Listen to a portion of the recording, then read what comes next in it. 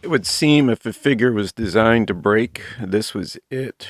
The figures from this period of G.I. Joe are almost guaranteed to be in pieces.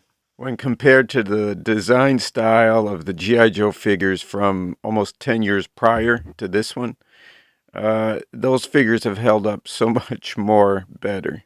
These figures have an elastic material failure in the elbow, shoulder, and the cord that attaches the head to the body. And it gets a little more complicated to work with this figure style versus the older versions because the body sections are all glued together.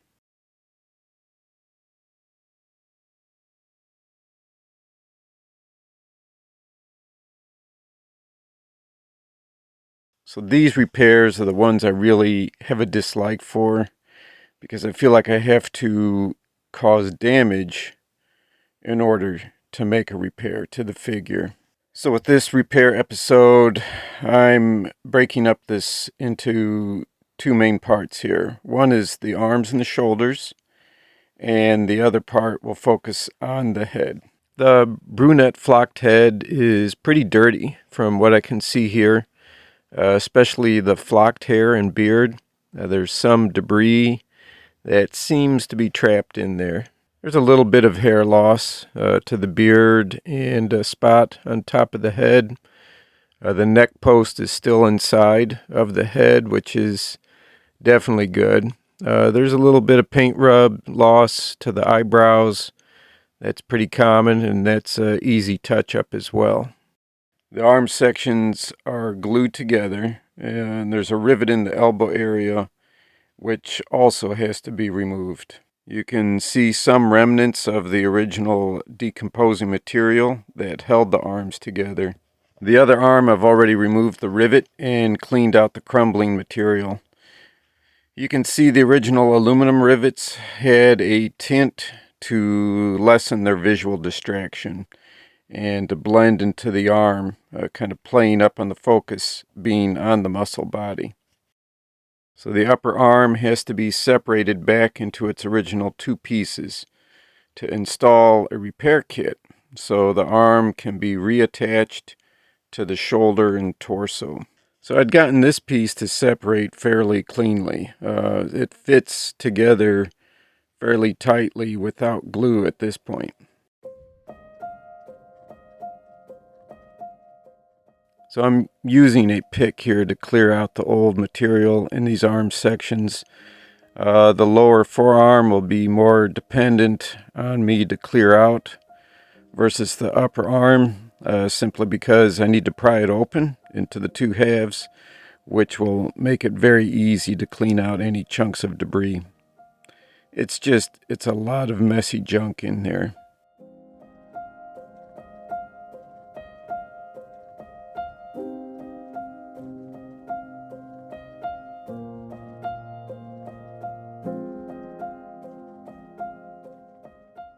So now I'm going to take out the elbow rivet. I'll use a twist drill to clear off the flare end of this rivet, and then I'll push the remainder of the rivet out of its socket.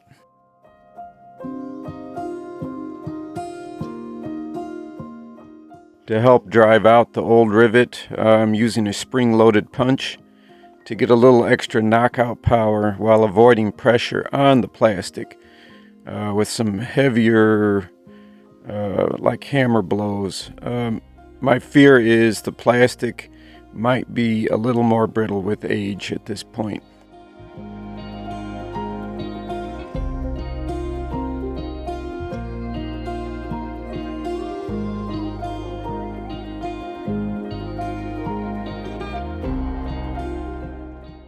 The rivet is out, and any other trapped debris that was in there cleans out pretty easily.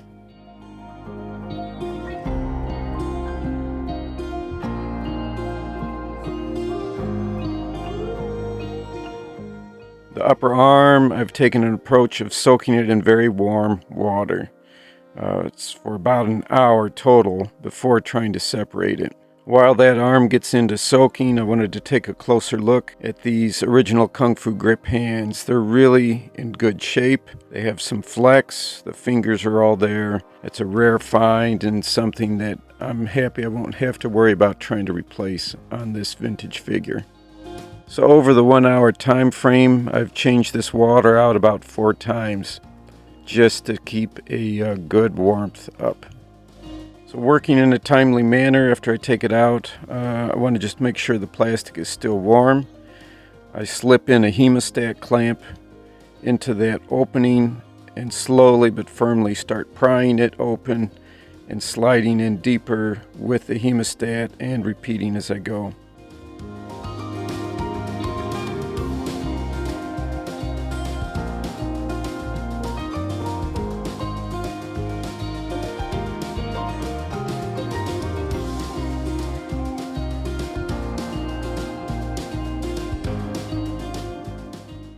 This approach does a pretty good job. It keeps most of the molded in tabs into the 2 half sections intact without breaking off.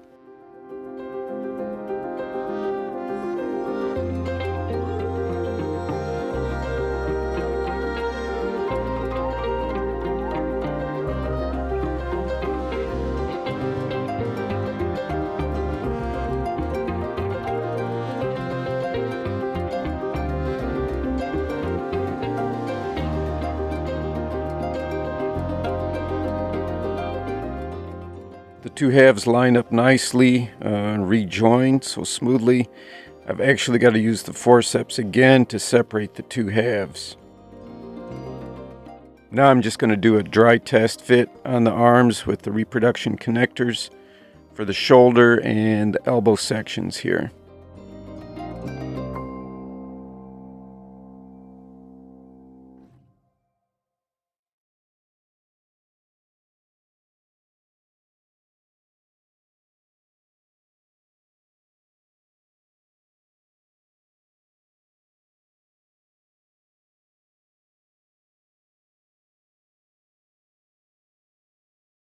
The basic fit and functions seem to be good, so I'll pry it apart and we'll get to glue the sections together this time.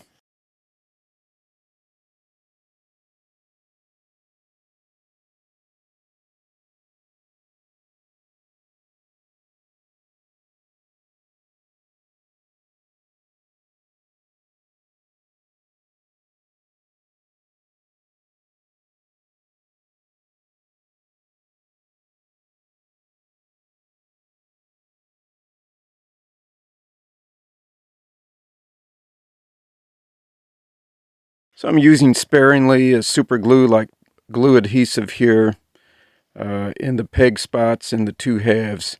I don't see too much of a need to go heavy on the glue since there is a nice good fit.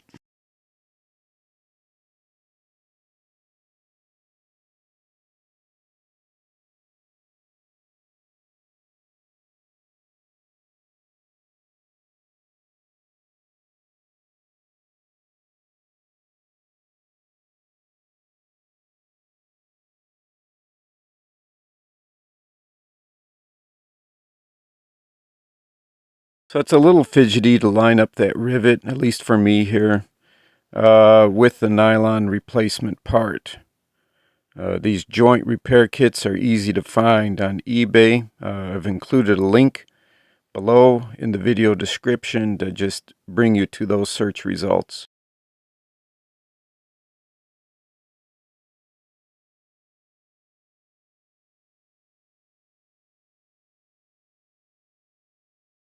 So I'm using a bolt, both the head and end in a vise under the rivet head as a backer to support that recessed rivet in the elbow.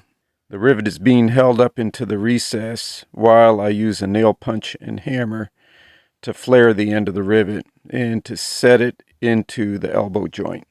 If I don't keep a snug fit, I can't keep a tight joint. And if it's not held in place, the nylon joint repair piece can crack from the force of the hammer on the nail punch.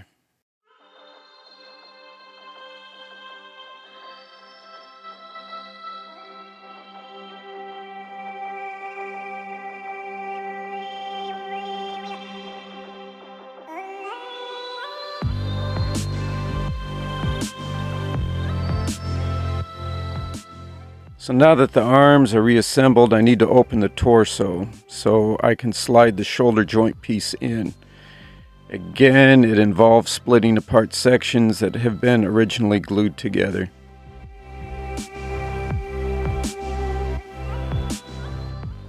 I'm using this wax tool to slide into and pry out at the seam, and then working the forceps into the body cavity to force the two halves apart.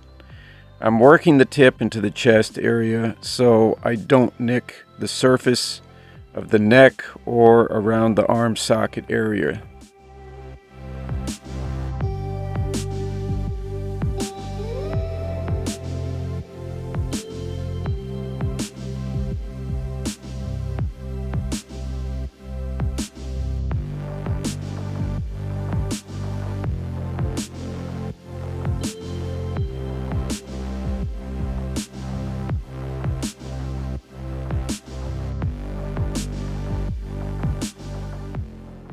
It's really got quite a ways to pry open to fit these swivel shoulder joints into.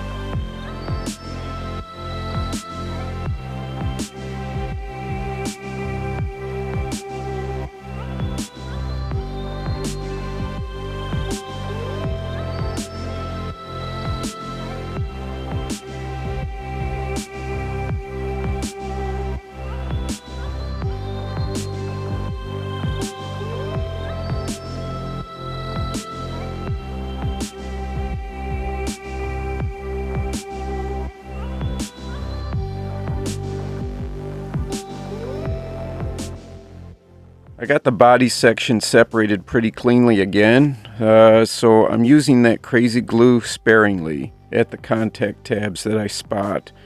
I don't need to overdo it with a ton of glue.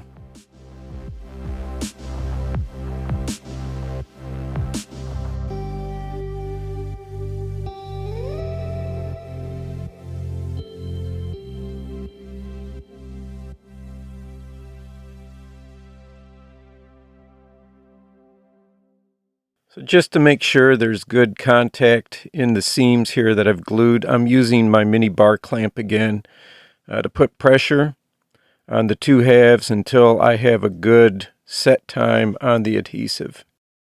So now that the body repairs are done, they're into place, I'm going to move on to cleaning, repair, and restoration of the head.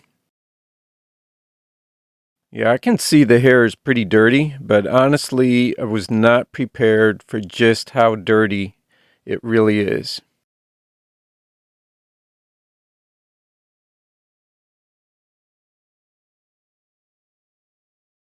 So to start with the cleaning process, I'm going to use a soft bristled toothbrush.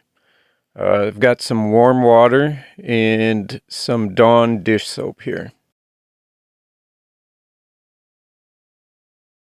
I'm just going to place the whole head in the warm water to get things started. Give it a little pre-wash soak.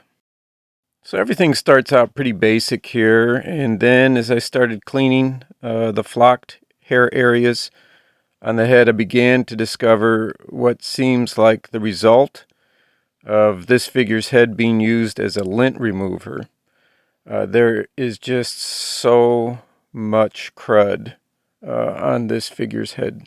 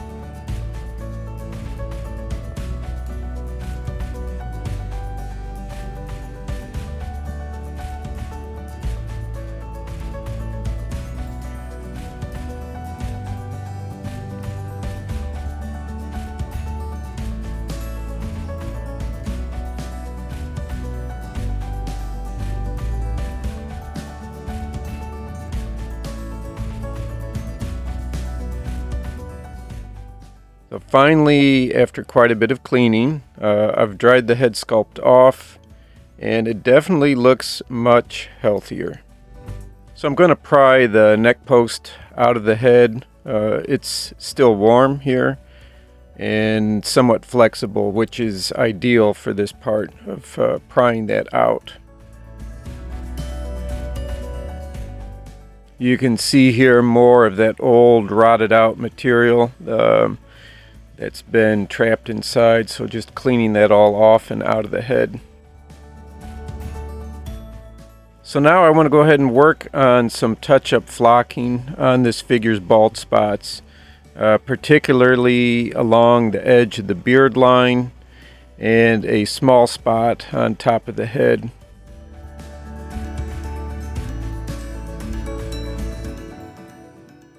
So to glue the flocking material onto the head, I'm using clear Gorilla Glue and diluting that just with a few drops of water for this project. And to add a little bit of a tint to the glue, I'm also adding just a bit of burnt umber acrylic paint.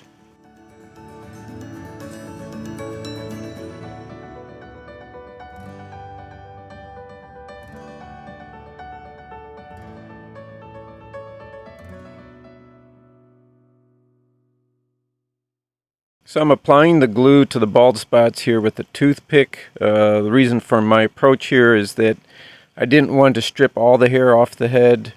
I just wanted to work with the bald spots that are on here and just add flocking to those troubled areas.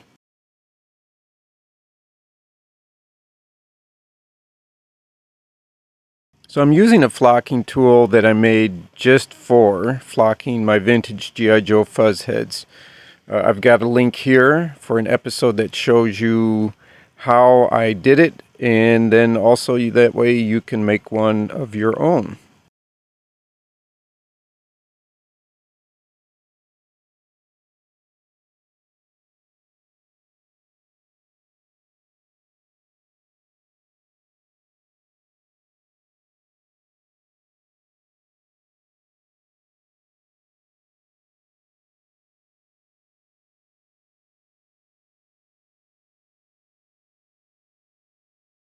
So this patch flocking job looks pretty good. I've never tried it before, but it turned out pretty nice so far from what I can see. I'll give it a full 24 hours to completely set up and cure.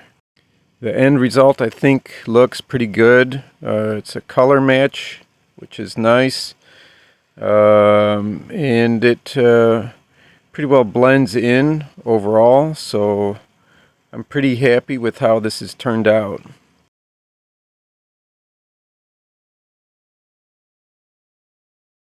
Here's just some comparison before and after shots of the hair flocking. So now that the head is done with the flocking, I've also touched up the eyebrow paint. It's time to reattach it to the body. So I'm using this black 1/4-inch braided elastic band material. And I've taken a paper clip here that I've partially straightened it out. So I lower the paper clip through the neck opening around the center peg you'll see as you look down through the neck post opening. And then I just pull it up, and I'm going to clamp that into place here. So the straightened end of the clip is where I'm going to press my elastic band material over that. I'm going to put a slight curve or hook on the end of it so that the elastic doesn't slip off. Then I'm just going to push that clip back down through the opening and pull it up and out. So I'm threading the elastic through the figure around that center peg and back out. Now I feed the cut ends up through the neck post, and here's where using that flat ribbon type of elastic works out really well. Now I'll just pull it up and tight using that little metal ring that's included in the shoulder repair pack. I slide it over the elastic and crimp it into place over the neck post. I want to make sure this doesn't slip or slide, so I'm going to go an extra step. I'm going to do a little bit of double knotting on the elastic ribbon here before trimming off the ends.